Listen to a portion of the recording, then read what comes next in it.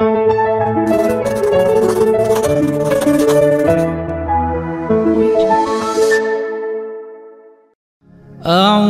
بالله من الشيطان الرجيم بسم الله الرحمن الرحيم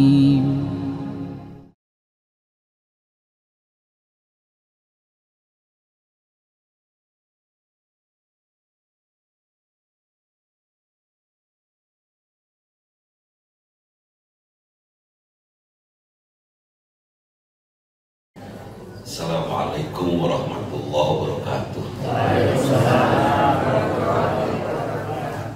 Hamdan wa syukran lillah, syada la ilaha illallah wahdahu la syarikalah, syada anna Muhammadan abduhu rasuluh. Allahumma shalli ala Muhammad wa ala alihi wa sahbihi ajmain, amma ba'du. Baik, hadirin, sudah lama kita hidup, artinya sebentar lagi kita pulang. Ya kan, saya terus melakukan introspeksi, melakukan pengkajian terhadap diri. Sudah sejauh mana saya menyiapkan diri untuk pulang. Tadinya Pak, saya tuh termasuk orang yang mungkin boleh disebut depresif ya, karena ada hadis yang menyatakan orang cerdas itu adalah orang yang mengingat kepada kematian. Nah, ceritanya saya buka semua ayat-ayat hadis-hadis tentang kematian.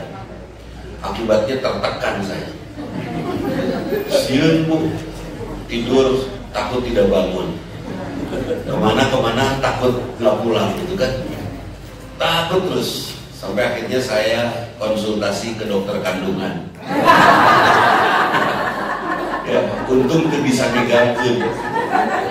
Tidak disuruh diperiksa di ranjang kandungan, nggak apa-apa. Saya ngobrol dan akhirnya jawaban yang pendek saja. Sudah panjang lebar dikatakan, kenapa Bapak menjajah? Saya nggak mau nyebut Ustadz, kata dokter itu. Saya nyebut ini pasien saya. Siap. Kenapa Bapak membiarkan Bapak terjajah oleh rasa takut? Biarkan itu ada, dan rasa takut jangan menjajah kita. Terus temukan kerinduan, karena kerinduan itu keindahan yang paling indah di muka bumi itu rindu. Iya kan? Kalau tidak ada rindu, buat apa kita hidup? Capek, rindu pengen makan siang, nah itu rindu kan? Ya, rindu pengen minum, rindu azan maghrib saat Ramadan, itu rindu. Nah, apa yang harus saya rindukan? Saya tanya kepada dokter, kebetulan ibu-ibu muda. Apa ibu dokter saya rindukan? Jangan. Nanti saya rindu juga gitu. Nah, terus gimana tuh? Mungkin Ustaz lebih tahu mana kerinduan paling tinggi, paling mulia dan paling dahsyat. Sekarang Ustaz baca hadis. Dan jangan dari sisi hukum, tapi dari sisi hebatnya Rasulullah bertutur. Baca Al-Quran, jangan dari sisi hukum, tapi baca bagaimana mengagumkannya Allah berfirman. Terus kagumi mereka. Setelah itu cintai. Setelah itu rindukan. Masya Allah, pendek bahasanya. Saya coba baca 2 bulan lah.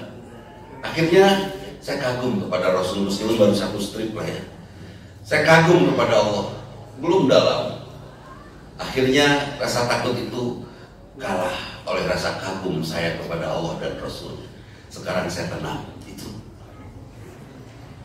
Apalagi melihat ini Pak, kira-kira syakaratul maut nanti sakit tidak? Hei, kata siapa?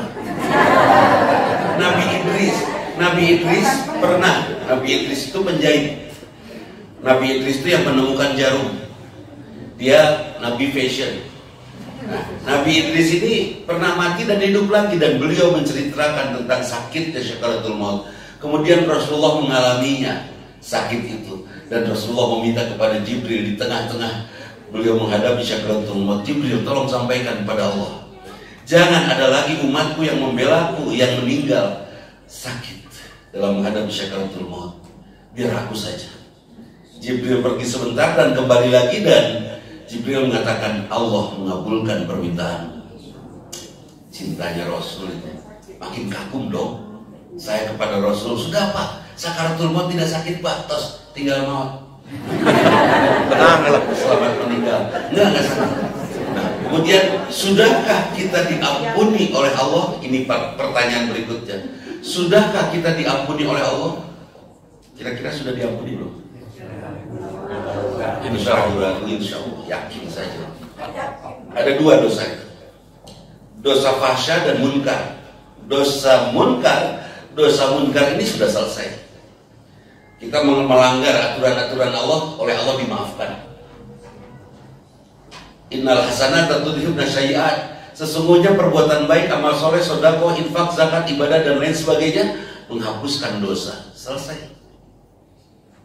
Bapak pernah rada-rada malas sholat, udah mau asar baru sholat asar, terus sudah sholat asar, di tengah-tengah udah mau maghrib, pas lagi rakaat pertama azan maghrib, itu sah. Tapi melalaikannya itu yang dipertanyakan. Nah, jadi itu diampuni oleh Allah. Belum lagi Allah nyuruh, wasari'u ila magfiratin min rabbikum, bersegeralah kamu meminta ampunan kepada Allah. Allah tidak mengingkari janjinya. Allah nyuruh dan pasti ketika kita mengucapkan istighfar kita diampuni tidak? Pasti, karena Allah yang nyuruh, ya kan? Gak mungkin lah istighfar kita tidak diterima oleh Allah, gak mungkin. Allah yang nyuruh kok. Allah yang nyuruh kita istighfar. Allah la yukhliful mi'ad, tidak mengingkari janjinya. Beres kan? Sudah Pak, diampuni Bapak. Beres. Terus tinggal maut. Iya, sudah selesai Pak. Ya, betul lah. Nah kemudian tinggal dosa satu lagi nih, yang mungkin belum diampuni oleh Allah sampai saat ini. Apa dosa fahsya? Dosa menyakiti hati orang, menyinggung orang, mengganggu orang lain. Karena itu Nabi Ibrahim terkenal sebagai Nabi ahli surga karena tidak pernah menyakiti orang lain. Nabi Ibrahim selalu menyematkan kebahagiaan di hati orang. Ada pemuda yang disebut sebagai ahli surga. Dia punya dua kelebihan saja. Pertama, hatinya tidak pernah berontak, apapun tidak pernah protes. Yang kedua, dia tidak pernah menyinggung perasaan orang lain. Oh, kata seorang ibu, saya nggak pernah nyinggung. Woi, siapa bilang ibu nggak pernah nyinggung? Ketika ibu berdandan dan dandanan ibu begitu cantik, itu banyak aki-aki tersinggung. Ya kan? Kalau anak muda mungkin ini menantu saya membandingkan dengan istrinya masih cantik. Lah kita, ya kan?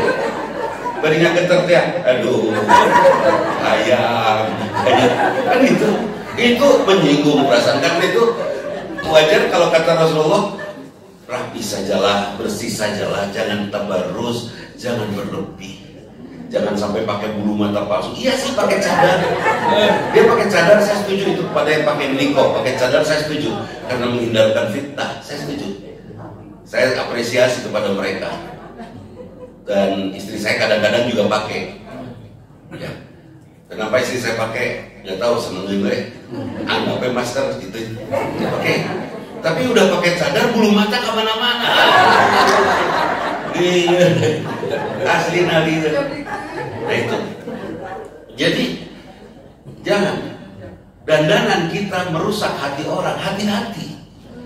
Malah ajar qobladar, pikirkan tetangga sebelum kita membangun rumah. Semua ustadz mengatakan sebelum bikin rumah lihat dulu tetangganya cocok gak dengan kita, kan itu. Sepertinya kita raja, orang lain harus yang cocok dengan kita.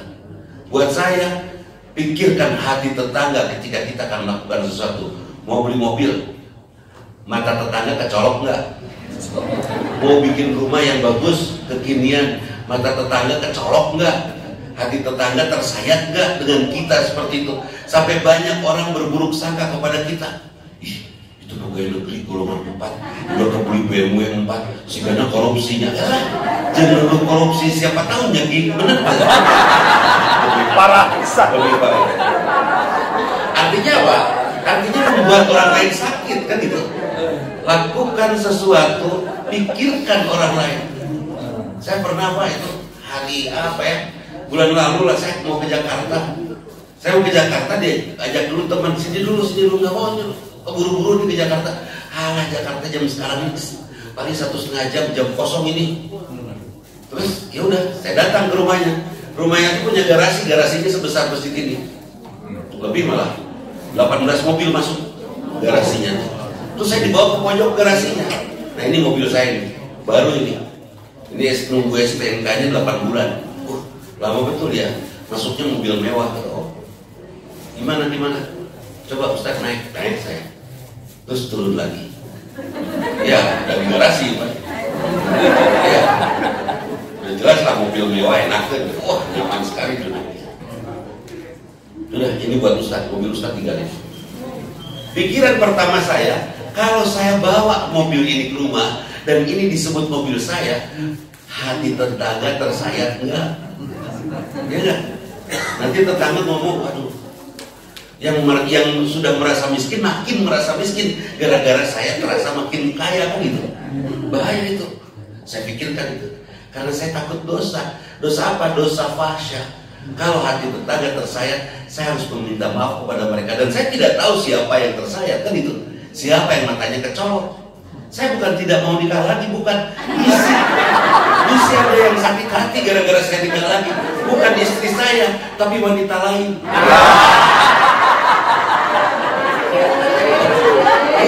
Saya bilang ini ya gitu. Ya, kamu sih gak akan jawab itu. Jadi saya tidak ambil mobil itu. Alasan saya dalam hati itu.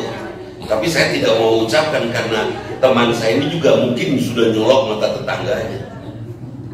Pas saya turun, udah ambil mobilnya. Kita pinggirin semua supaya ini keluar, bawa ke Jakarta. Saya bilang enggak. Saya kebayang saya lagi nyetir di jalan, bangga karena mobil mewah, jebret tabrakan, meninggal dalam takabur. Neraka saya. Ustaz jangan mikir yang enggak. Itu yang kepikiran. Yang bahaya lagi, kalau pas saya turun di masjid, nanti DKM nanya, juragan ikut? Berarti udah supirnya apa gitu? Karena wajah saya nggak cocok dengan mobil itu, gitu loh. Artinya beli mobil sing cocok sing banget gitu tak? Itu dia. Jadi akhirnya saya tolak. Pikirannya saya tidak mau dosa, karena dosa bisa saja bukan saya lakukan, tapi karena ada mata orang lain kecolok. Hati-hati. Dia udah pensiun tapi makin kaya aja ya. Nah, itu juga hati-hati. Hati-hati. Udah pensiun jangan makin kaya, biasa aja, makin soleh ya, oke. Nggak ada yang cemburu kepada kesolehan, tapi kekayaan banyak yang bikin cemburu. Iya kan? Hati-hati dosa fahsya. Ini belum diampuni oleh Allah sebelum kita meminta maaf. Kita mungkin semua ahli surga Pak. Syakaratul maut kita tidak sakit, tapi terus dulu ke neraka karena ada yang belum kita mintai maafnya. Tidak ada perintah meminta maaf dalam Islam. Ada nggak disuruh dalam Islam minta maaf? Memaafkan ya, meminta maaf nggak ada. Kalau Islam memerintahkan kita meminta maaf, berarti ada izin berbuat salah, betul? Dan itu tidak ada cara meminta maaf. Saya dapat nasihat dari bapak saya, jangan pernah anak papi meminta maaf. Kaget saya, bingung saya. Terus nggak saya tanya udah. Sekarang saya ngerti, supaya tidak meminta maaf, saya tidak boleh banyak salah, guys. Nggak akan ada maaf. Kalau kita tidak meminta maaf, kira-kira kualitas hidup kita akan bagus kan? Bagus. Umat Islam akan hebat nggak? Hebat karena selalu berada di puncak perbuatan terbaiknya karena dia tidak perlu meminta maaf. Dan itu. Suatu saat di Marga Asih jam 5 lah, pulang lagi nyetir, enak sendirinya di depan saya mobil pelan, oke, karena mau jalan padat. Tahu berhenti mobil itu. Ih, berhenti ada apa? Oh, ada tukang comro di sebelahnya. Ini mobil hanya 2 jalur aja. Jalur ke sini dan ke sana nggak bisa nyalip. Sudah saya tungguin. Teriak dari mobilnya kan, "Mang, 10." Oh, 10 ya sudah. Dia beli comro 10 ya sudah. Saya tunggu 10 sedikit kan. Terus dia teriak lagi, "Lu hanet, Bang." Nggak boleh gula kan. Kacau ya. Ya saya klakson lah, dia teriak, "Woi, kodong nggak tuh?" Aduh, ibu-ibu sudah. Di belakang saya tatet. Aduh, bro, saya nggak marah, insya Allah. Karena yang saya menyalahkan diri saya sendiri. Kenapa saya nyetir dengan jarak yang dekat? Harusnya kan nyetir itu harus 5 meter lah, ya. Setelah 5 meter kalau dia berhenti ngedadak kita bisa ambil jalan kan gitu. Ini salah saya, sudah diam saya. Saya hanya berdoa mudah-mudahan ibu ini diampuni Allah.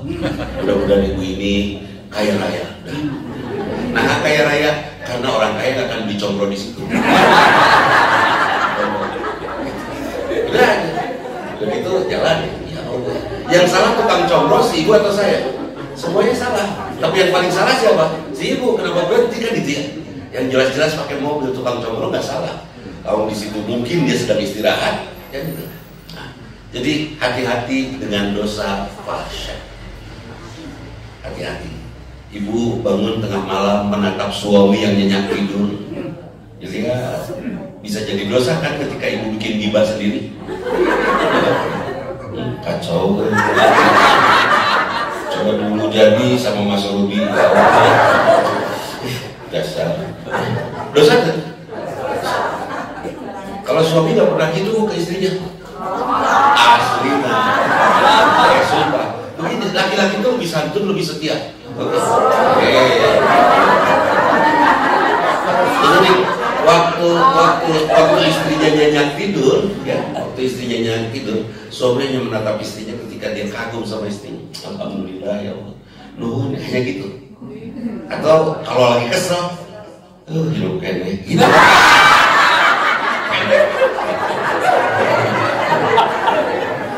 Nah, ini ada yang cerewet panjang umur. Itu pertanyaan banyak orang, kenapa yang cerewet panjang umur? Iya Pak, Ijril aja takut. Jadi ada kondisi yang seperti itu. Tidak percaya kalau laki-laki setia. Ada 100 wanita ditanya, kalau harus meninggal duluan, laki istri dulu, suami dulu. 100 wanita semua menjawab sama, kalau harus meninggal suami dulu. Jahat kan?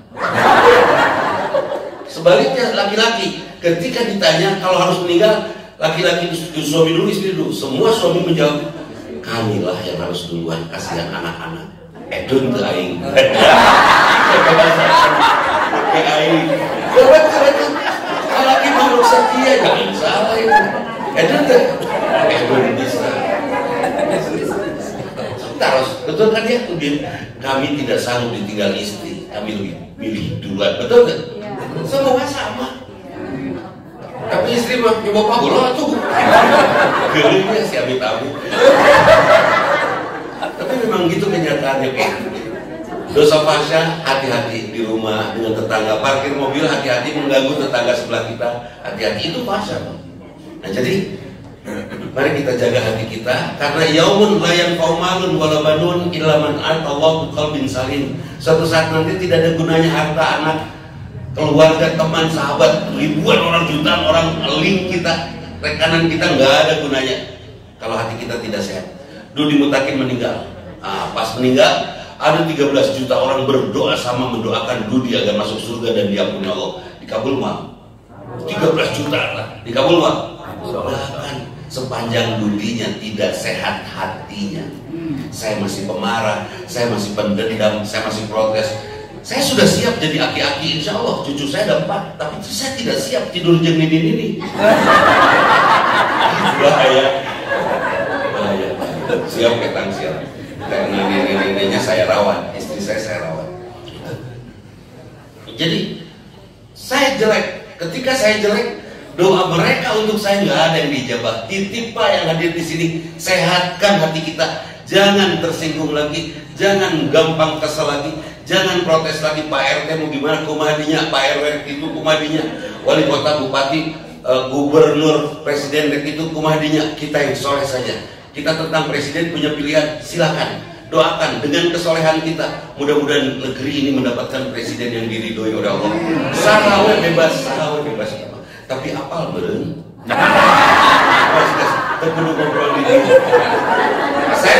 Saya belum menentukan pilihan Pak. Saya belum menentukan pilihan di antara 3 yang sekarang kandidat calon. Ini belum calon kan? Kandidat calon dari yang 3 belum saya tentukan pilihan. Kenapa? Hanas milih, Hanas ngabela, dan Mararawat kumahayo. Sudah, kita doakan mudah-mudahan negeri ini dipilihkan oleh Allah. Kan itu, udah nggak usah harus sakit hati kita. Semangat kan? Enteng meren. Yang banyak yang meninggal yang tua yang muda? Yang muda. Yang tua tinggal salutin. Karena temennya belum pada meninggal waktu muda, benar gak? Yang sehat yang sakit yang banyak meninggal. Yang sehat, sakapal, satruk, sabantul, Aceh kan. Yang sakit satu-satu. Kemarin waktu COVID ngantri itu di mana? Di Cikadut ya? Iya, yang ngantri lah, gerbangnya satu. Coba kalau gerbangnya 16, beres bener. Ini gerbang satu terus hiji-hiji. Udah beres putar. Ngantri, terus semuanya dibunyiin, genep pelaksanaan ambulan teh. Aduh, kita begitu gak marah-marah. COVID lah. Dan saya pernah Pak dicium gunung COVID. Aduh, kan saya punya kebiasaan Jumat berbagi ya. Keliling saya sampai satu saat bawa amplop buat lansia yang tidak saya kenal, bukan jamaah, tidak pernah ikut ngaji saya. Pokoknya terkenal ya.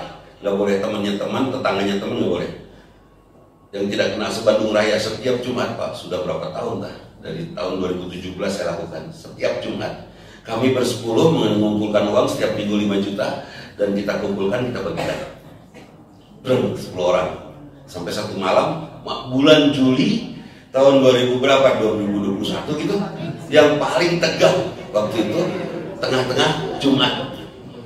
Saya dipeluk, nuhun Den, ada bapak-bapak sepuh, saya kasih uang, amplop pas dibuka kan isinya disepakati 500.000 satu amplop. Udah dikasih, nuhun Den, saya dipeluk, makanya dia tidak bergigi, diciuman muncrat itu basuh, nuhun, sampai saya peluk, Abah, saya bilang gitu kan, Abah, kunaon hari enggil, nuhun ya kopi, astagfirullah, kaget saya, waduh. Saya langsung Pak ke Al-Islam penuh ke semua rumah sakit, ke Asadira, Dustira, semua penuh. Mitra kasih ke Boromius. Akhirnya saya kasar sedikit di parkiran. Saya ketemu dengan seorang guru besar yang sedang praktek di sana. Pas ketemu, Ustaz, lagi ngapain? Aduh dok, COVID asli? Enggak sih, enggak. Saya ceritain dicium penuh COVID. Sudah diam di sini ya, dia naik. Dia ambil suntikan sama satu tablet, minum ini. Udah diminum sama air beningnya. Minum ini. Saya suntik ya. Kalau Senin panas datang ke saya, jangan ke sini, ke saya. Siap dok. Udah selesai. Enggak kena. Udah dicium dulu kopi. Saya tanya ke dokter setelah hari Selasanya, Rabu saya tanya, dok itu obat apa ya? Hanya vitamin supaya kuat aja. Ternyata kegembiraan itu jadi daya tahan tubuh yang luar biasa. Gembirakan Pak. Beberapa waktu yang lalu, 7 bulan lah, 8 bulan yang lalu, ada seorang dokter internis di Jakarta telepon saya, Ustaz, di depan saya ada pasien nih, gulanya nggak pernah turun dari 450, sudah dikasih obat macam-macam, tensinya juga nggak pernah turun dari 180 per 120, selalu tinggi Ustaz. Mungkin Ustaz ada doanya gitu aja, Ustaz nggak doa ya. Doa apa ya supaya mereka sembuh? Di situ ada pasiennya ya, suami istri ya. Coba loudspeaker. Akhirnya telepon lah loudspeaker. Sarankan kepada pasiennya supaya bapaknya, Bu, saya tanya dulu kan, Bu, Ustaz, saya sering lihat Ustaz lo di YouTube, alhamdulillah ya sudah. Ibu sayang sama bapak, iyalah. Ibu capek terus bapak sakit, capek Ustaz. Nyaris kehilangan kesabaran kalau darahnya sudah naik seperti itu. Masya Allah. Sudah Bu, supaya sembuh, cari sahabat ibu, teman ibu atau seorang wanita yang akrab dengan ibu yang ibu sayang, terus nikahkan dengan bapak. Dia waktu itu melotot, Ustaz, sudah Bu. Kenapa saya nyuruh begitu? Karena dari nadanya ibu ini sangat berwibawa, sangat baik, sampai si bapak, pikiran saya, sampai si bapak tertekan karena kebaikan ibu. Kamu nu cerewet, nu bagirnya menekan, tertekan. Ada kan suami serba salah karena istri sangat baik, ya kan? Ada, dan itu kelihatannya seperti itu. Sudah Bu, nikahkan dia. Udah hilang ya, nggak ada kabar lagi. Saya pikir semawat atau stroke, karena pikiran saya juga dinikahkan tuh untungnya ada juga kan. Kalau nanti si suaminya di stroke kan bisa diurus oleh berdua. Ini 2 minggu ngurus, yang 2 minggu ini libur. Nanti 2 minggu ini ngurus, yang 2 minggu ini libur, kan beres. Daripada ngurus yang stroke sendiri capek. Benar tak? Setuju bener? Oke, terserah belum ngalamin. 3 3 minggu yang lalu Pak, saya diajak makan, saya ajak ke Trunojoyo, ada tempat ngopi di situ. Saya di mana Ustaz? Ya udah Trunojoyo, saya Sherlock kan, udah ngopi di situ. Si dokternya yang datang dengan 3 orang temannya, 2 perempuan, 1 laki-laki. Ngobrol lah kita kesini ngopi biasa. Bahkan si bapak itu juga ngopi pakai gula. Dok, ini siapa dok? Nah, ini pasien yang tensinya nggak turun-turun. Masya Allah, yang mana? Lupa saya. 7 bulan yang lalu, saya ingat nggak nyuruh nikah lagi. Ya, oh, terus istrinya yang ini. Oh, jadi ngawinin bapak itu istri yang keduanya. Dia sepupu saya, dinikahkan dengan sepupunya. Dan saya tanya, kenapa Pak Bapak bisa sehat? Saya gembira. Apa yang membuat Bapak paling gembira? Saya bahagia karena bersama saya istri yang luar biasa. Dia makin sayang dan dia makin kagum kepada istrinya. Bukan karena istri keduanya baik, tapi dia kagum. Ketika kita kagumi istri Pak, kagumi istri kita sehat Pak. Bapak yang sakitan saya yakin sedang kesal ke istri. Bener-bener kesal dikasih mulut. Kalau istrinya beli, gampang sakitnya Pak. Tapi kalau bapak kagum sama istri meskipun gak nikah lagi, saya yakin itu menyehatkan. Jadilah istri-istri yang mengagumkan. Supaya sehat suaminya. Betul itu. Ada nggak suami sering istri susis? Ada nggak? Suami takut istri ada nggak? Ada? Nggak ada, salah paham. Nggak ada. Semua kami laki-laki berani sama istri insya Allah. Gelut nah hayu. Asli. Tapi semua kami nurut sama istri. Kenapa? Kami bukan takut. Hanya kami tidak sanggup melihat air mata istri. Laki-laki teh tuh rasanya halus. Dibandingin perempuan perasaannya kasar. Laki-laki, saya melihat polwan menghukum orang yang kena tilang bisa kena push up ya, bisa stop jam polwan. Laki-laki enggak, laki-laki lebih halus, rasanya lembut. Setiap ya pokoknya ningali janda gali sengsara, ayah nolongan gitu. So ibu ada janda cantik sengsara, ibu ngamuk nggak? Kalau kita mah ya pengen nolong. Gitu. Jadi bersihkan hati kita, sehatkan hati kita, sampai kita pulang kepada Allah betul-betul dalam keadaan sehat. Sudah Pak, jangan tersinggung lagi oleh apapun. Bu, jangan tersinggung. Bapak pulang dengan lipstik di pipinya, marah jangan tersinggung. Kasih tisu basah aja 7 lembar, hapus saya. Kenapa dihapus itu? Bibir, di pipi.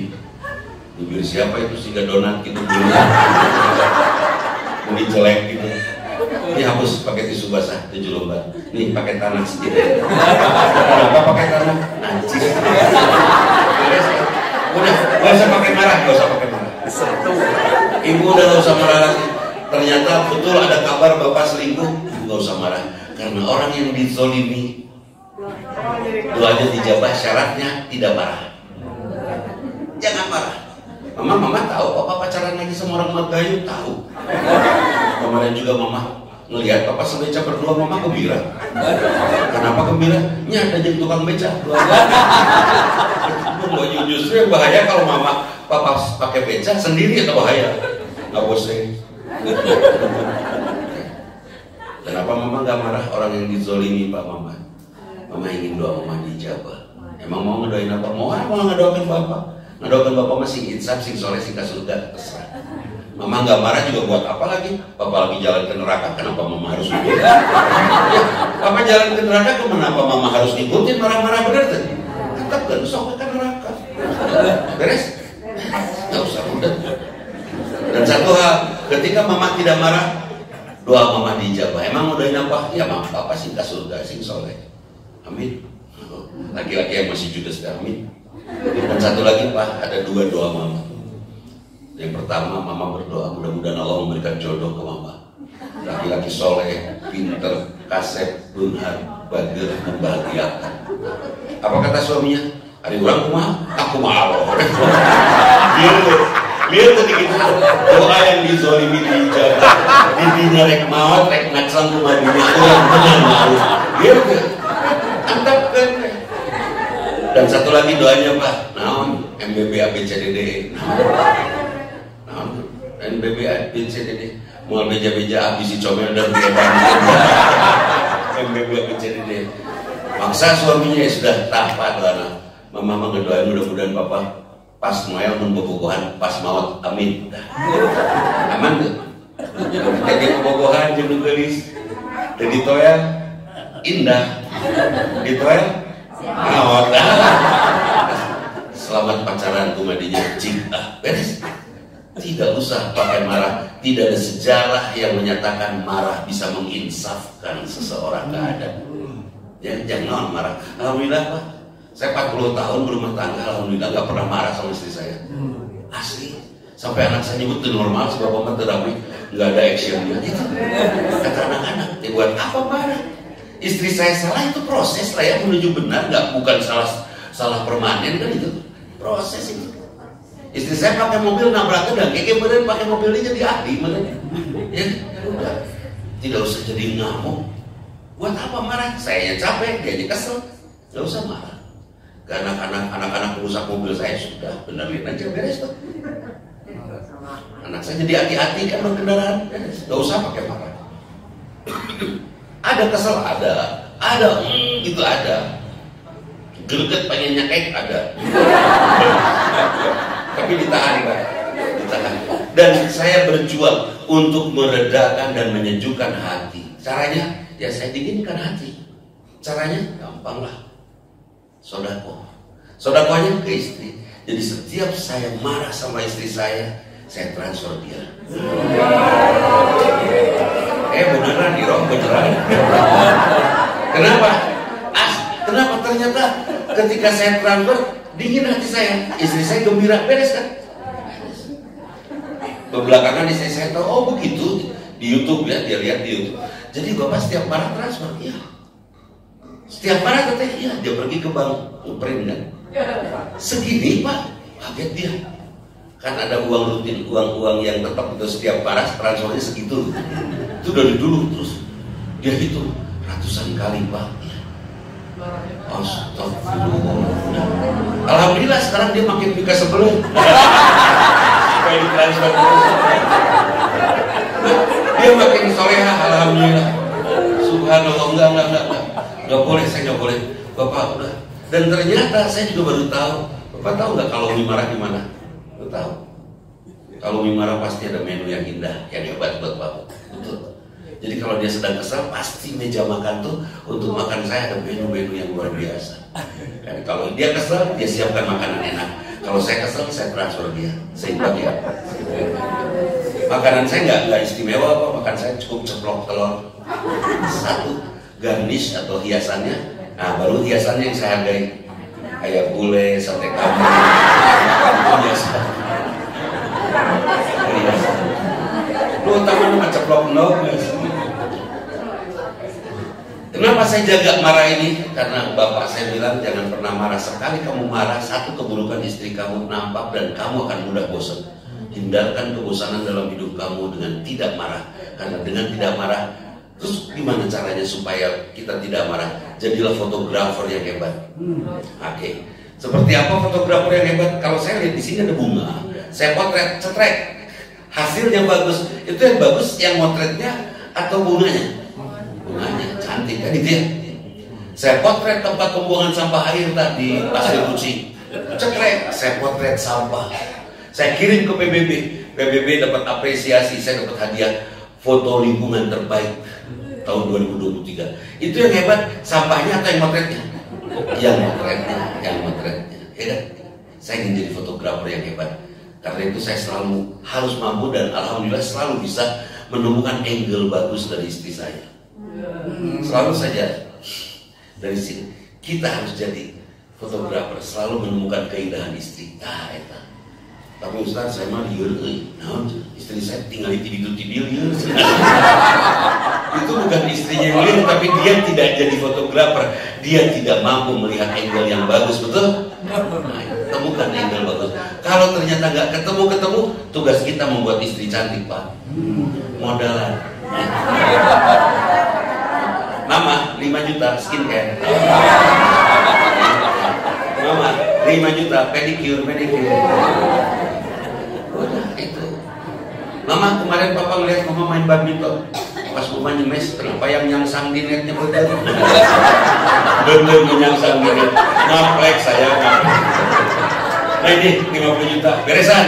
Kira-kira 60 juta seminggu. Alhamdulillah mah. Perut beres nggak? Beres. Ini mah pengen cantik, modalan tuh. Insya Allah kan ketemu idol yang bagus baik. Ini dalam rangka menyehatkan hati. Yang permanen menyehatkan hati, kita harus menumbuhkan iman. Dan saya yakin kita semua belum beriman. Belum pantas disebut sebagai hamba yang beriman. Beriman kepada Allah. Allah ada? Allah tahu suasana hati kita sekarang? Allah tahu bahwa di antara ibu ada yang ninggalian jaman buat Ustaz. Datang kita ya. Dicatat tuh Allah sebagai amal soleh apa amal buruk? Padahal yang salah Jiwastra nanti macet. Oke. Allah kita pahami. Rezeki dari Allah dari suami. Dari Allah. Kalau suami nggak ngasih rezeki 7 bulan, nambahkan ke suami ke Allah. Imannya ragu-ragu ya. Kalau iman bener kan aman. Mah nggak ada nih bulan ini apa-apa, mama juga ada sisa kau gelang bisa dijual. Kalau bulan ini nggak ada juga pak, ada cincin, tenang pak. Kita habisin lagi aja, dulu juga kita nggak punya apa-apa, kita habisin lagi aja. Kalau tenang. Kira-kira suami seperti itu regret sih? Tenang, ketika tenang dia ingin tidak membahagiakan istrinya, ingin. Dia kerja keras nggak? Akan kerja keras. Ada suami pelit nggak ada? Yang ada burung beo dan kenari. Nah, burung beo ini paruhnya belok, kandangnya nggak terlalu bersih, pakannya asal-asalan jagung seaya-aya, burung beo. Terus yang kenari kandangnya bersih, pakannya dipilih, malah kalau sakit dibawa ke dokter hewan. Kenari. Kenapa? Si majikan kenari ini, si pemilik kenari ini sangat suka kepada kenarinya, sampai diberikan semua yang terbaik untuk kenarinya. Kenapa? Karena setiap datang ke kandang kenari, kenari pasti menyanyi sambil menarik, loncat-loncat. Senang nggak? Senang. Ini parah banget. Hari datang ke kandang beo, beo tidak bunyi, malah ngeledek. Pas saya datang, nudi gelok, aku digamrok. Kira-kira di Parabat mau atas beo, gelok siap. Bener gitu. Ibu pengen jadi kenari atau beo? Jadilah kenari supaya dirawat. Tapi Ustaz saya kan udah tua. Tidak ada.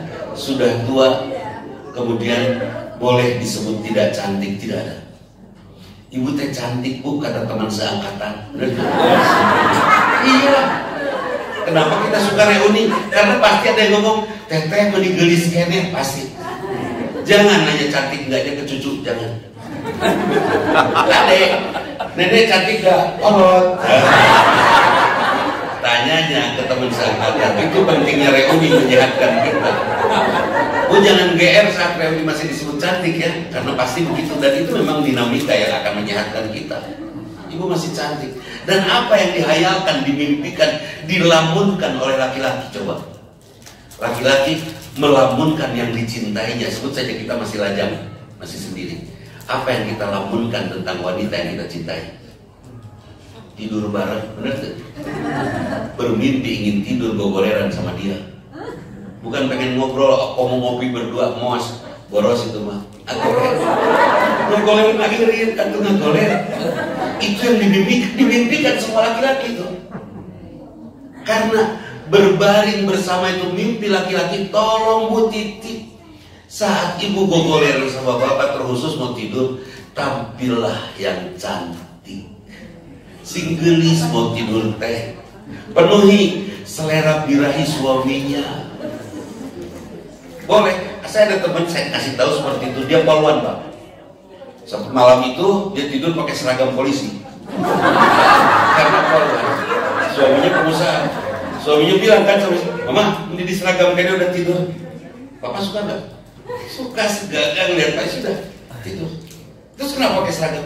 Kayak di dalam mimpi papa mau mati lampu. Itu romantis gak sih? Romantis bisa kan? Boleh tidur pakai baju kerja, boleh tidur pakai baju pesta, boleh. Mungkin ibu pernah ingat, bapak pernah tahu cerita Carmilla, ya? Carmilla pulang pesta, mabok, tidur, diperkosa kan itu? Kenapa tidak kita seperti Carmilla? Diperkosa ke si bapak? Beres? Tidur indah. Sampai bapak tuh gak berani ganggu saking indahnya. Aduh si bapak. Ada bapak yang malas tidur. Kenapa belum tidur aja? Udah saya tambah. Tidur sama ini. Kan gitu kan. Itu juga alasan saya tidak mau beristri 4. Saya takut istri saya 4 panjang umur. Ya, kata nona, sayanya panjang umur kan lihat. Istri saya disimpan di depan rumah 1, 2, 3, 4. Istri ke-1, ke-2, ke-3, ke-4. Saya di seberangnya. Ini hadir. Suatu saat saya keluar, sudah tua. Istri saya paling bontotnya ke-4 naik. Kesini. Apa jawaban saya? Tuur. Duka isi, kesini aja, sini saya pijitin lubang dan jeri.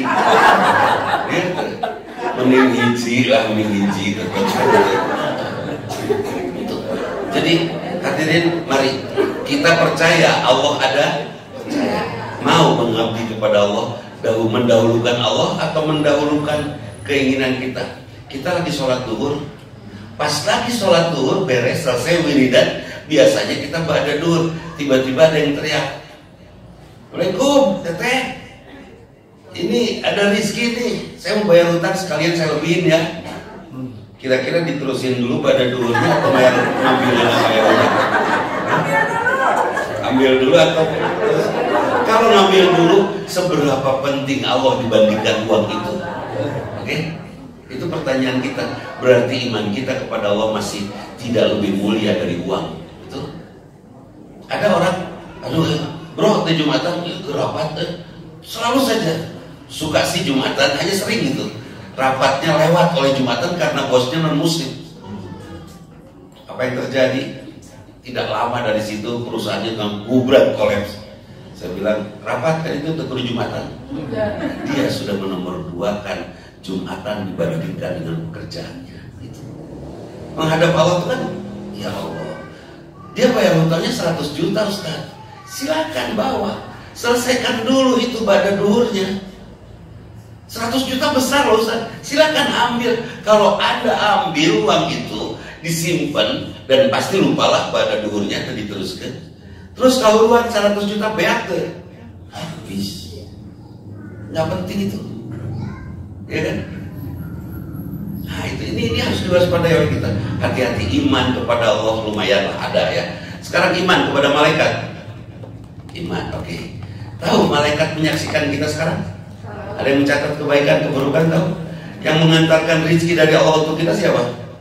Malaikat, bukan suami. Malaikat pemberi rezeki.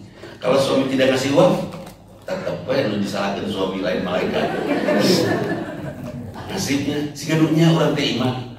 Padahal Allah ya Allah tidak, tetap malaikat yang memberikan rezeki. Ibu tahu malaikat sekarang sedang mencatat ibu semua, tahu kan?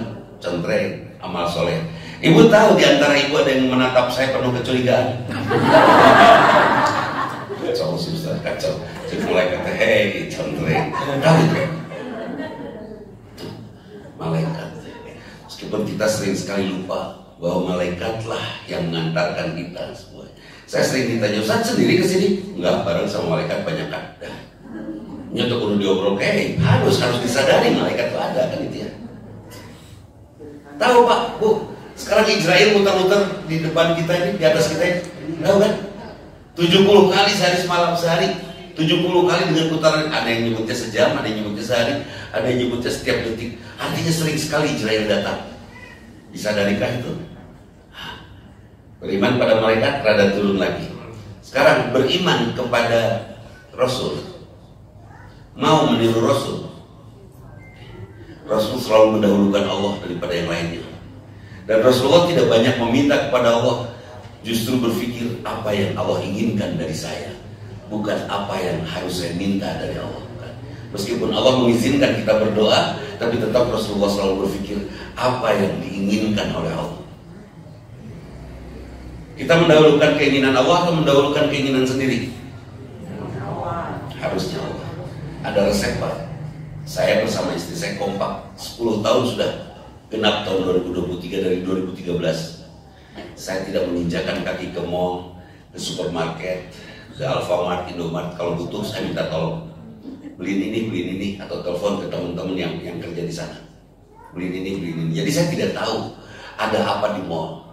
Di Instagram atau di medsos ada iklan, itu selalu skip, tidak ada iklan. Hasilnya apa?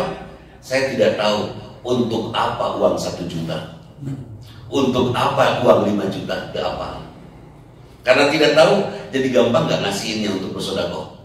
Gampang, karena tidak tahu. Saya coba sehatkan hati, saya coba sehatkan mata kami dari penyakit ain.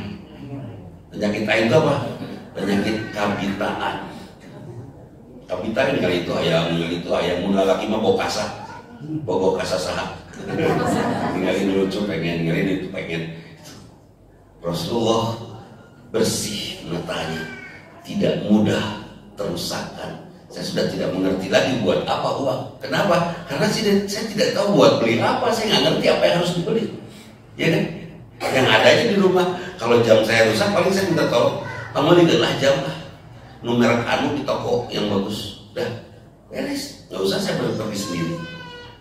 Kata anak saya, pergilah Pak sendiri supaya bisa milih bunga sampai beliin. Seperti itu. Gampang kan? Udah capek. Terus supaya uang tidak terlalu berharga menguasai kita sampai menjajah kita, gimana caranya? Ibu suka GoFood?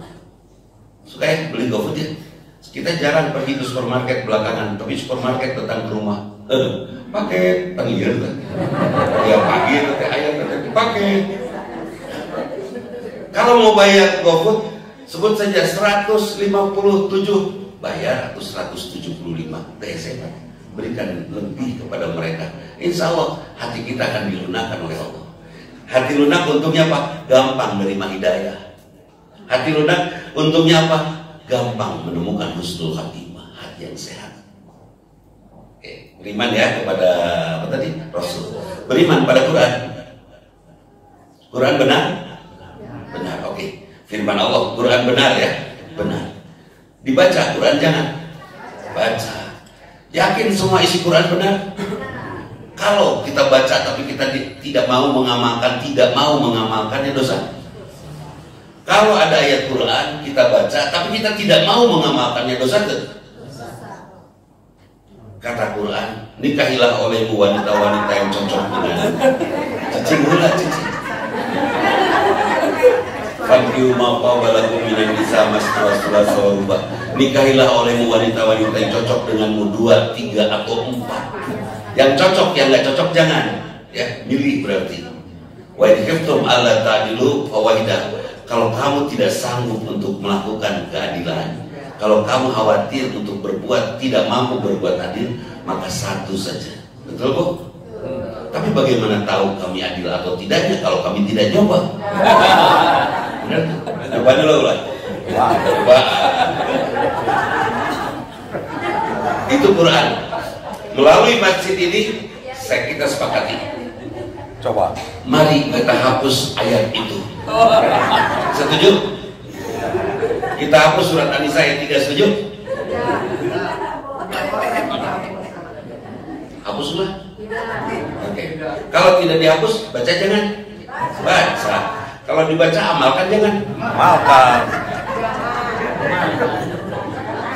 Bahasanya kan gini kalau ibu-ibu Ustaz nggak tahu, Ustaz laki-laki sakit Ustaz. Kan dia. Oke. Jawabannya di mana? Ternyata saya coba goes ke Garut sendiri. Wah, capek tuh sendiri. Capek belok lagi ke warung. Bulan berikutnya saya goes juga, tapi dengan 100 orang teman sama ke Garut. Capek tuh ber-100. Capek, tapi semangat tuh. Semangat. Karena semangat capek tuh. Enggak capek. asik. Di Madu itu sendiri capek Pak. Ngabring se-RW. Bikin di komplek kita, ibu jangan ngelarang bapak nikah lagi, jangan. Sok Pak, mangga bapak mau nikah lagi, ridho, tapi tolong ajak semua saudara se-RW. Setuju? Udah perjuangkan. Kalau mau nikah lagi berjuang, sok ajak semua laki-laki se-RW ini. Siapa tahu di kota Bandung ada RW percontohan, bener? Itu bisa luar biasa itu. Bu, kalau sendiri ketemu temen dia curhat, kacau suami saya, aduh, kan itu kalau sendiri. Tapi kalau ramean curhat mah, sharing, dongeng. Kumaha mana? Ih, terus, komo orang masih beda mana? Asli. Sharing ya kalau ramean. Jadi ajakan ibu kalau ngelarang bu ngelawan Quran, betul?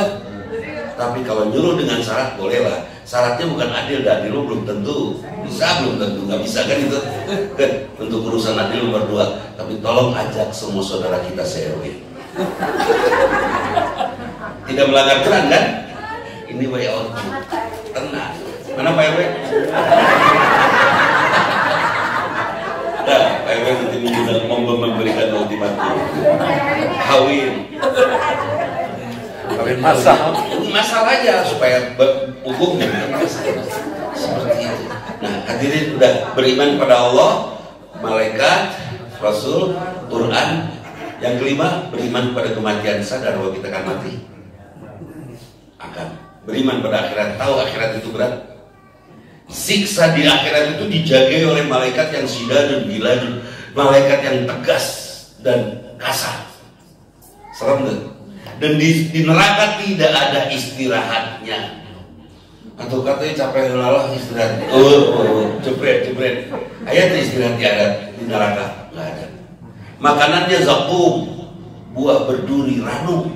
Semakin dimakan bukan la yusminu wa la yughni min ju'. Dia tidak akan membuat sehat, juga tidak akan menghilangkan lapar, menghancurkan badan. Itu luar biasa zakum. Siap diberi makan zakum? Dijagain sama malaikat yang syidadun ghiladun? Tidak siap, pilih.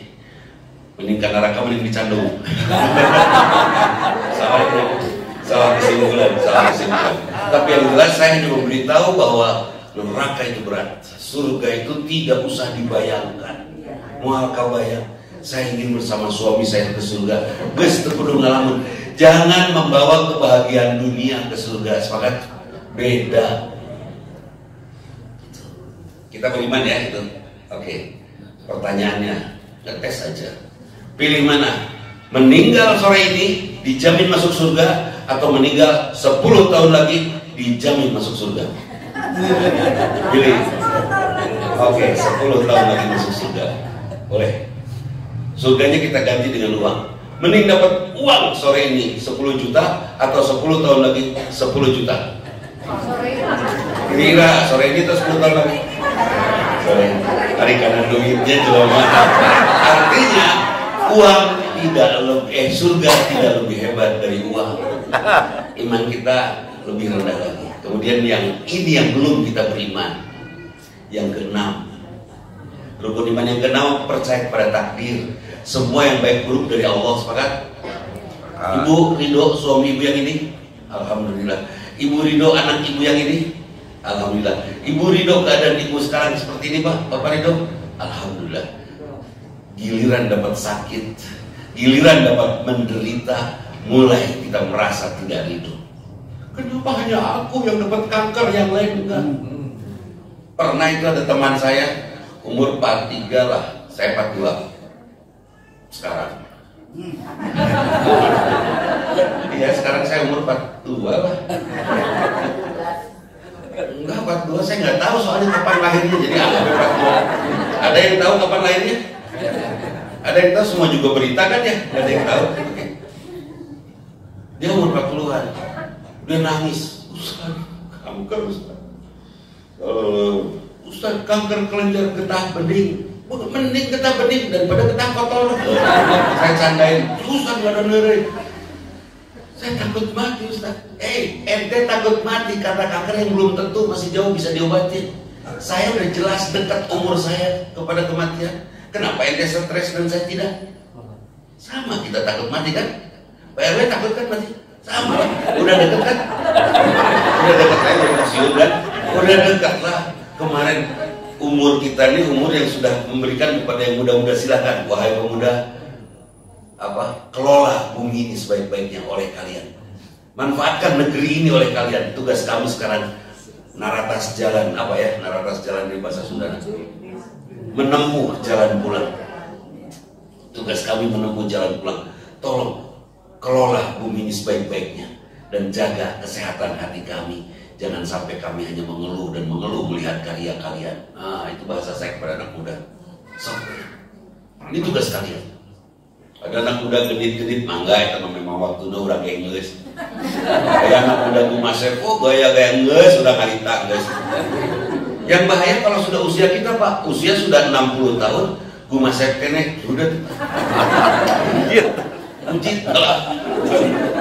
0 sampai 40 tahun umur berbekal, membekali diri kita dengan ilmu dan amal soleh, ya kan?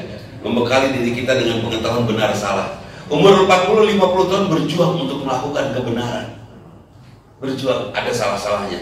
Umur 50 sampai 60 itu berjuang keras untuk meninggalkan sejauh-jauhnya kesalahan. Umur 60 tahun ke atas lurus tunjung pun salah kene.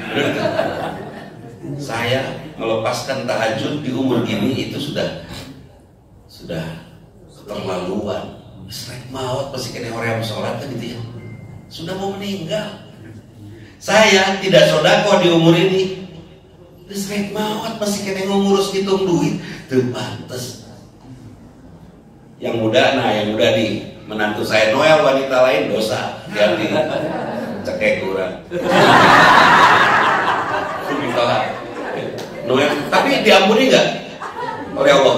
Diampuni. Kita Pak ada wanita cantik, Noel kurang, diampuni tidak? Didegungkan Pak, mau diampuni. Gumasep udah, genit udah, menikmati hidup sudah. Sekarang mau apa? Kata banyak teman-teman yang berusia, ya kita sudah kehilangan nikmat, cenanya nikmat makan sudah dikurangi, betul? Bukan kehilangan nikmat Pak. Nikmat kita sudah dipindah Pak, ini buat pensiunan semua. Nikmat kita sudah dipindah. Nikmat makan kita ganti dengan nikmat saum, betul? Nikmat tidur sekarang sudah tidak nyenyak, kita ganti dengan nikmat tahajud, sepakat? Nikmat mencari uang sudah nggak asik lagi, dan buat apa tuang? Kita ganti dengan nikmat sodako, betul? Nikmat traveling, Jepang, Kanada, Eropa, Amerika, gugurilingan, jik kemadinya, itu urusan kalian yang mudah-mudahan.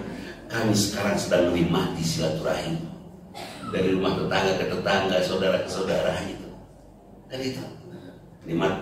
Apa nikmat yang sekarang sudah hilang? Sudah bukan hilang, geus teu pantes orang umur sakit ke kalayangan, geus teu pantes umur. Saya pernah itu dikasih tenderloin terenak di Bandung, dikirim, wah ini buatan itu ya, saya potong kan. Setelah saya potong, saya kunyah, gigi saya masih bagus, masih ada semua, saya kunyah. Tapi lama bisa mintul. Bapak itu, saya minum makan steak tuh bisa 2 jam Pak, bisa 1,5 jam. Dikenyotan deh, hapasnya keluar. Apalagi yang giginya rusak, dikasih kacang-kacangan teh udah tidak dikunyah di pinggir, di depannya.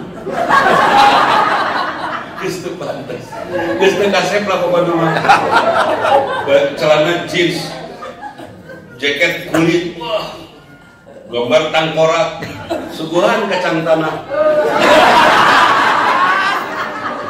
Satu pantas ya, guys, sekinsap umur guys.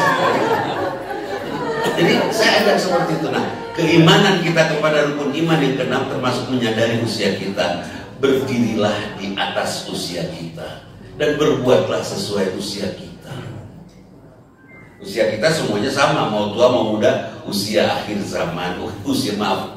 Kalau Ustaz Rahmat Baikuni ya bercerita tentang akhir zaman, saya lebih suka bercerita tentang akhir hayat ya. Akhir hayat lebih real kepada saya daripada akhir zaman. Akhir zaman wallahu a'lam. tapi perlu juga itu diceritakan.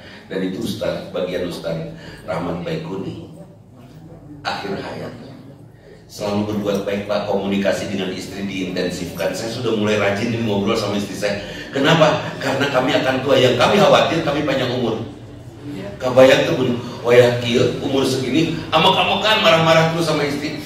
Nanti sudah tua ngobrol mah istri melok lo kabayang kesini nih termelok kiolok dan mau guys terus dua nenek toreng amok-amok mah umur segini usia yang harus banyak ngobrol. Saya intensifkan ngobrol sama istri saya sampai tengah malam karena kami memang susah ya, udah umur badannya karena susah tidur. Itu ngobrol kami bisa tertawa-tawa berdua karena hanya berdua di rumah. So sudah pergi kan dari rumah kan, sama ya, sudah pergi dari rumah, tinggal berdua. Kalau ada cucu, juara itu the best. Ya di Surabaya jauh. Capek lepas ada cucu abah, saya dipanggil abah, saya tadinya mah akang dipanggil. Hanya tetangga nggak abah kan jadi abah, tapi abah juga singkatan, akang bahagia. Abah, datang empat-empatnya dirauh semua, bawa ke tempat tidur, baik ke tempat tidur, kami bercanda dengan cucu, kuat, sehat, bener langsung gagah tuh. Sehingga nama semua tabungan saldonya buat dihabisin buat cucu asli naik. Lagi kuat-kuat gitu datang Nina istri cucu bikin kuat, Nini bikin lulus. Bahaya kesini. Makanya istri saya nggak pernah ngeganggu kalau saya sedang asik sama cucu-cucu. Tinggal berdua, karena tinggal berdua ngobrol jeung sasok. Judul obrolan sudah habis. Untung saya tukang ngaji agama ya, artinya mempelajari agama. Jadi saya selalu bicara itu yang update terus. Ada aja obrolan tentang agama. Sok, mun suami istri tukang bisnis, nggak sekolah ngobrol bisnis, asal karena kebiasaan ngobrolnya. Bapak tadi telkom, ayo ngobrol ke kabel optik, udah. Nah itu, jadi sudah mulai. Untuk apa? Untuk menghindarkan beratnya menghadapi takdir buruk. Nah, yang terakhir pesan saya pada bapak-bapak semua, Pak, yang memberi nafkah di rumah tangga itu kan kita ya laki-laki, seumur hidup Pak, sampai meninggal, tidak ada istilah pensiun memberi nafkah itu, tetap tugas kita, tetap tugas bapak itu, tetap itu seumur hidup. Kemudian yang memberi nafkah siapa? Suami. Memberi makan siapa? Suami. Oke. Yang memberi ASI siapa? Ibu. Bukan. ASI nafkah bukan? Nafkah. Jadi sesungguhnya yang memberi ASI siapa? Harusnya bapak. Karena bapak nggak punya, maka dititip ke ibu. Hadis Rasulullah mengatakan, kalau istrimu sedang menyusui anakmu, berikan nafkah lebih. Karena itu tugas bapak, Pak, menyusui anak itu. Terus yang menggendong anak tugas siapa? Bapak. Bapak lebih banyak ibu atau bapak? 0 sampai 3 tahun anak digendong. Ibu. Ibu itu sebetulnya jarang nanggung kan, karena dia kapitis, mangkuk budak masalah. Oke. Gara-gara mangkuk budak. Siapa yang menemani anak sekolah? Harusnya bapak. Kita kan sudah lewat ya. Itu ibu yang melakukannya. Siapa yang menyuapi anak? Harusnya bapak. Kita Pak. Karena anak itu pada saat cerai ikut bapak, ya, ikut bapak. Binnya itu ke bapak, nggak ke ibu kan. Siti binti Ahmad, Dudi bin Ahmad, ya misalnya gitu kan. Udah ke bapak semua milik kita Pak, tanggung jawab kita Pak. Sekarang ibu sebetulnya kita berhutang nggak ke ibu yang sudah mengoverhandle semua urusan kita? Hutang nggak? Hutang. Catatan, bisik dibuka pintu surga. Ibu tolong lunaskan semua hutang bapak. Ikrarkan saja, lunas Pak. Setahun ditagih kok. Aku balik ke dia tas ya hutang. Pengajian itu membawa bencananya. Jangan. Catat juga sama ente yang muda dia, catat. Saya dari sejak akad nikah waktu itu sampai tahun kemarin, saya nabung. Buku tabungannya jadul gede, nggak punya ATM-nya. tapi auto debit langsung masuk ke tabungan itu. Itu tabungan sengaja didedikasikan untuk saya berikan pada istri. Satu sore saya ajak ngobrol istri saya, besoknya saya ajak istri saya ke bank, kemudian saya print bukunya. Setelah saya print, semua buku saya pokoknya minta di print, nggak mau di satu lembar, nggak print kabeh. Pakai buku bungan batur kita print, panjang orang kemudian apa ini. Itu sampai sore Pak dari pagi. Bayangkan tuh 38 tahun. Itu buku tabungan 39 tahun. Nggak dibuka-buka, nggak di print, tidak ada uang keluar.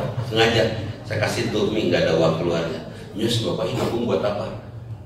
Itu pun tidak dimasukin ke amplop uangnya. Pas saya ambil semua, Pak nggak bisa masuk amplop Pak, nggak cukup. Udah karena keresek, akhirnya masuk keresek karena kan sering. Kalau anaknya dipanggul. Sampai mobil saya kasih ke istri saya dengan bahasa, Umi ini mungkin bayar hutang bapak. Mungkin pasti nggak cukup, tapi anggap lunas ya. Umi sudah menyusui anak bapak, menemani anak-anak waktu main, waktu sakit ditemenin, waktu makan disuapin, waktu belajar dulu ditemenin, ke sekolah ditemenin, masya Allah. Itu semuanya tugas bapak Umi. Punten, misi bapak besok lusa meninggal, lunas ya hutang ini, tah buat Umi semua. Dia buka, nangis dia Pak. Kurang. Besar banget.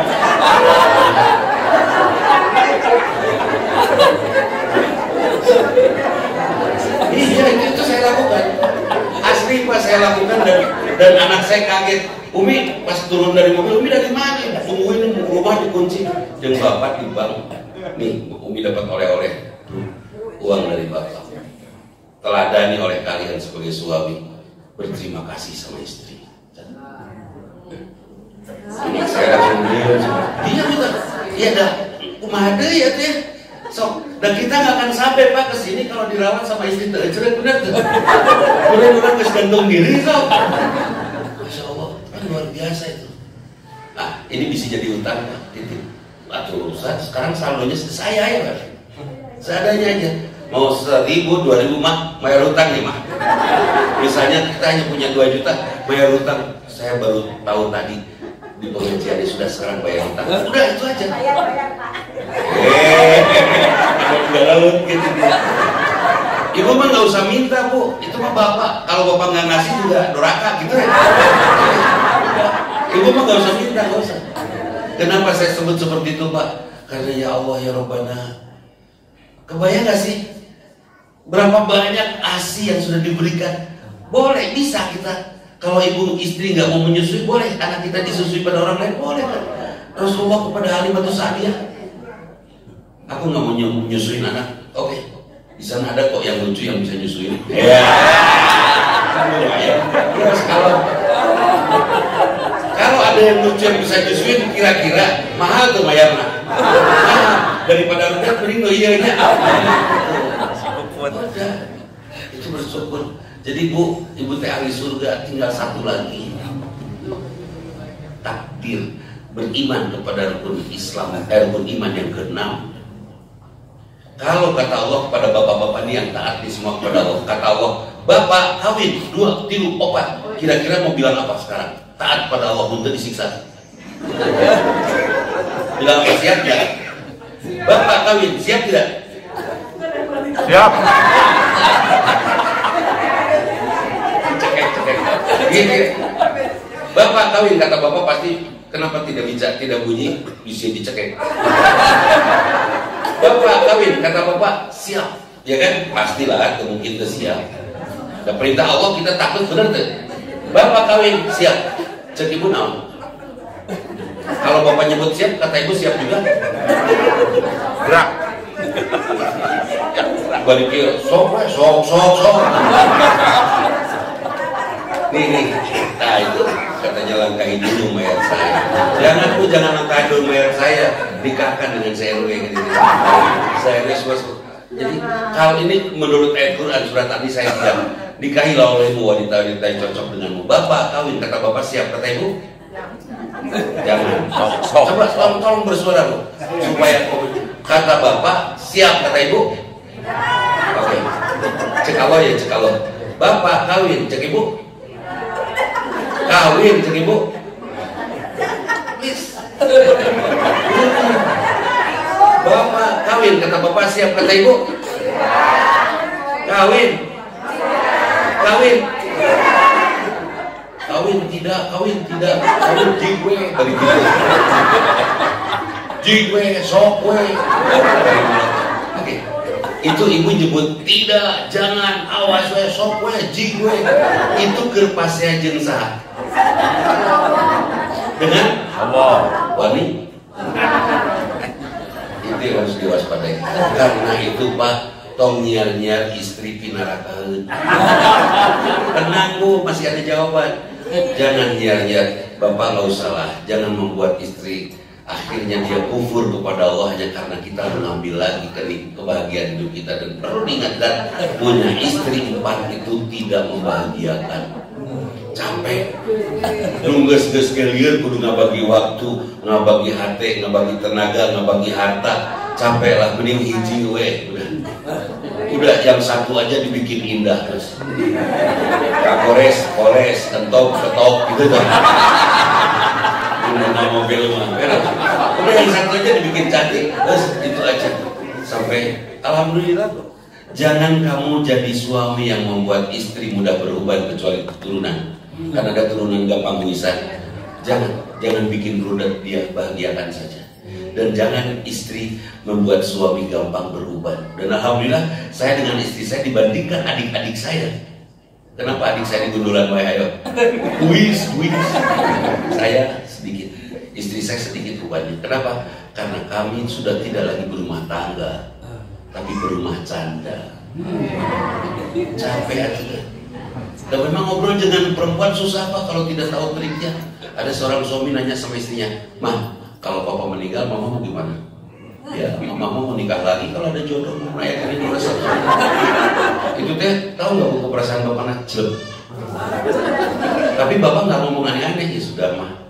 Kalau menikah lagi cari yang soleh, bagus, dermawan, kasep, yang pokoknya bikin bahagia mama lebih dari papa. Apa kata istrinya? Amin.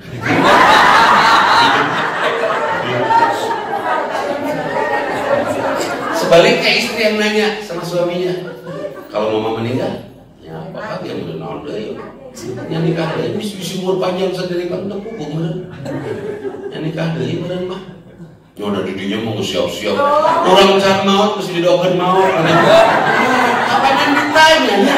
Kalau belajar perempuan masuk sana,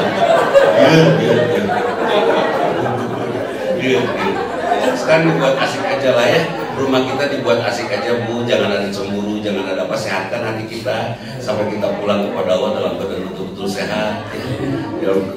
Betul-betul dalam keadaan enakan ya. Ibu juga jadilah istri yang membuat suami terus bersyukur kepada Allah karena istrinya ibu. Seperti saya selalu saja bersyukur, ya Allah nuhun kau jodohkan saya dengan dia, nuhun ya Allah. Setiap saya masuk kamar selalu saya melihat Sleeping Beauty. Si gelis, si princess. Padahal ada bapak-bapak yang masuk ke kamar kan, beruang kutub misalnya.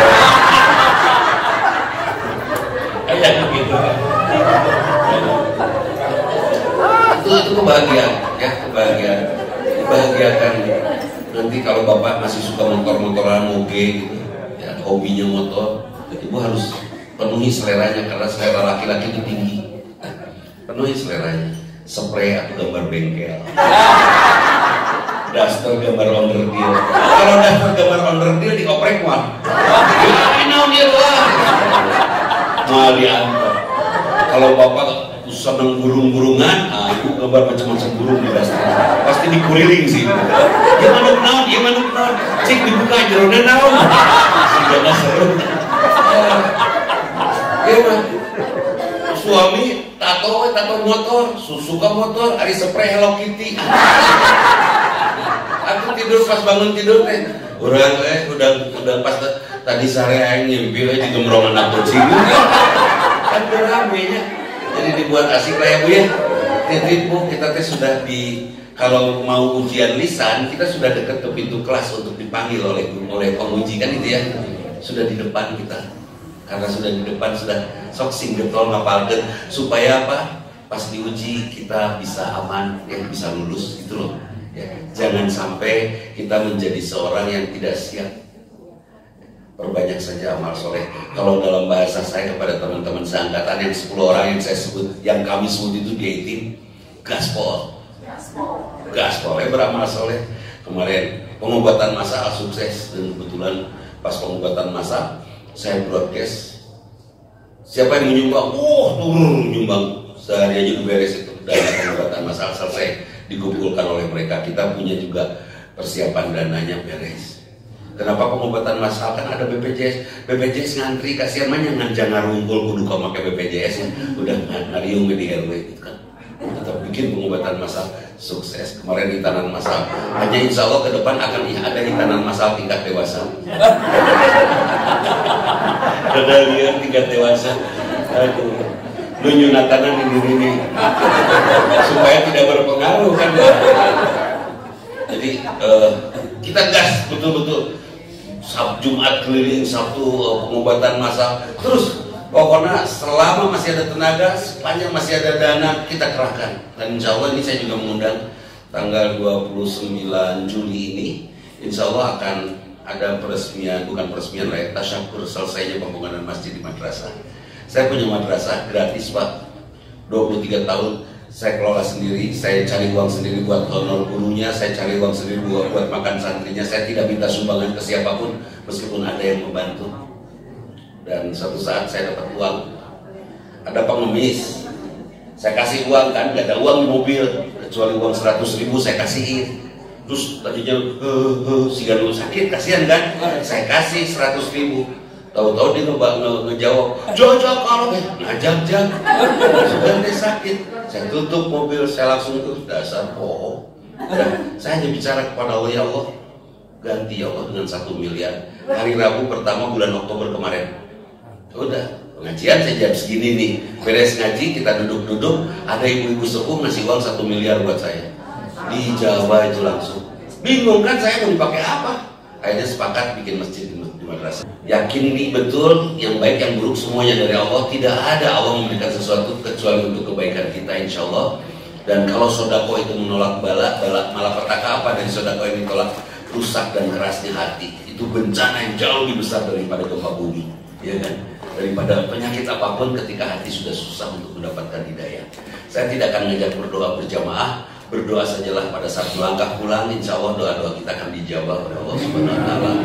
Berdoa dan doakan siapapun, dan tolong di musim pemilu sekarang ini, di tahun politik ini, doakan para ulama jangan sampai mereka bisa kebeli oleh politik. Ya, terlalu banyak ulama nyingcat itu. Gara-gara saya ditawari untuk cuci uang oleh seseorang, tidak usah saya sebut, saya dikasih 2 triliun simpan. Buat kata dia, kembalikan 40%, sisanya kamu Ustaz. 60% dari 60% dari 2 triliun besar lah. Kira-kira saya jadi besar kepala nggak? Kan bahayanya. Itu ngegeter Pak, saya nolaknya Pak. Enggak. Saya udah mau meninggal. Ngegeter, pergi aja dia. Saya nangis aja kandung.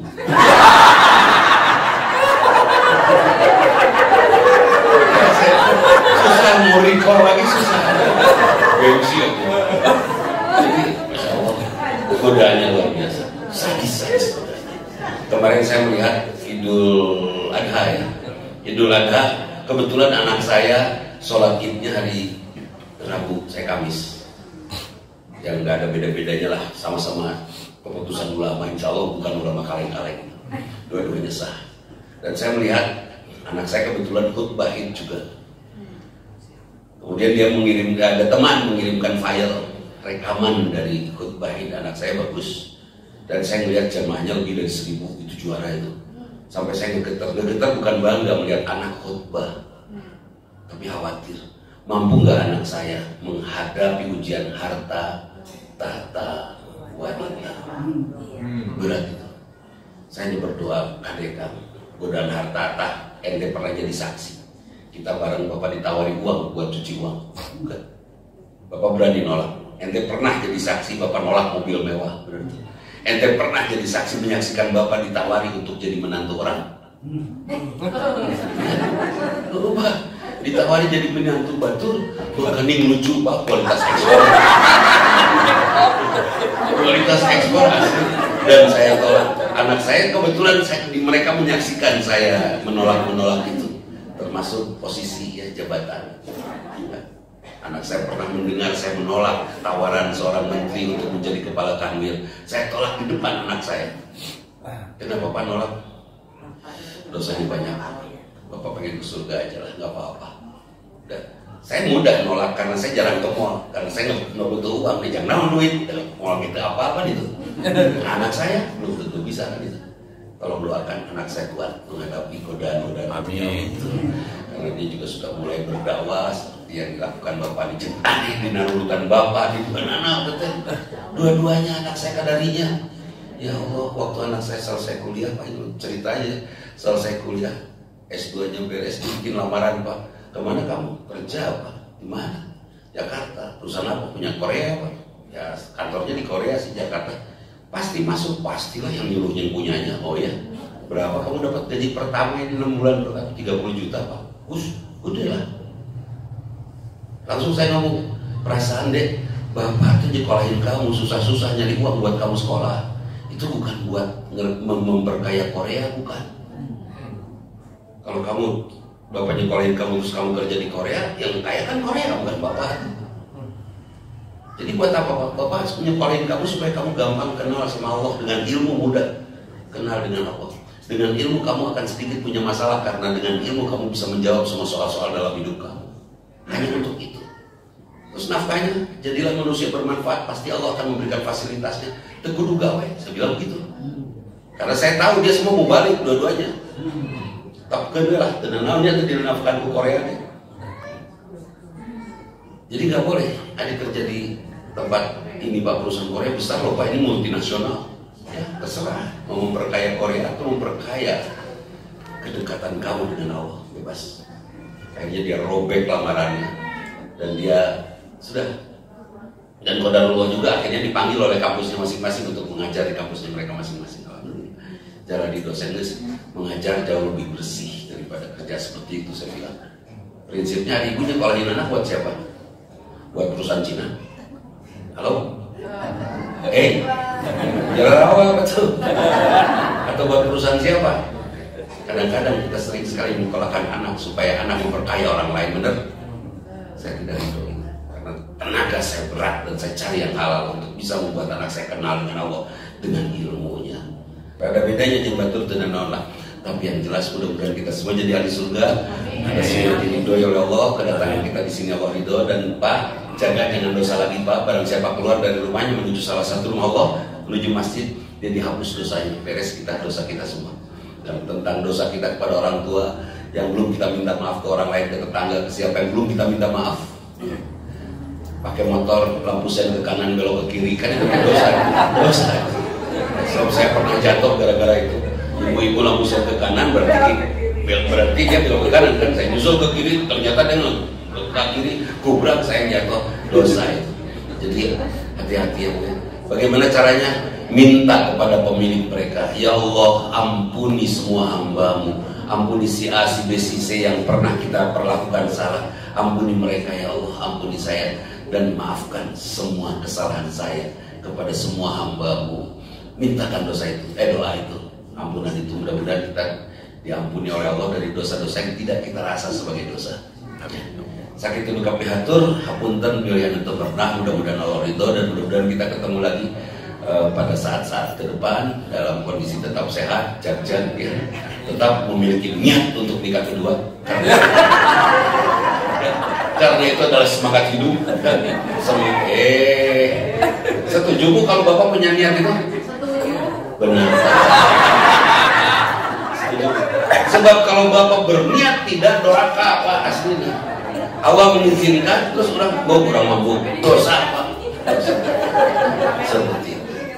Dulu saya berniat untuk tidak, ternyata itu dosa. Sekarang setelah tua saya berniat untuk iya, tapi terpayung. Alhamdulillah.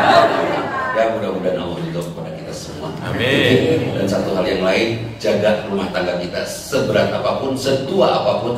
Mudah-mudahan dengan perjuangan kita menjaga rumah tangga kita, kedua orang tua kita mendapatkan surga tanpa hisab. Sakit dan kapiatur punten. Mohon maaf bila ada sesuatu yang tidak berkenan. Aku qouli hadza wa astaghfirullah li wa lakum. Assalamualaikum warahmatullahi wabarakatuh.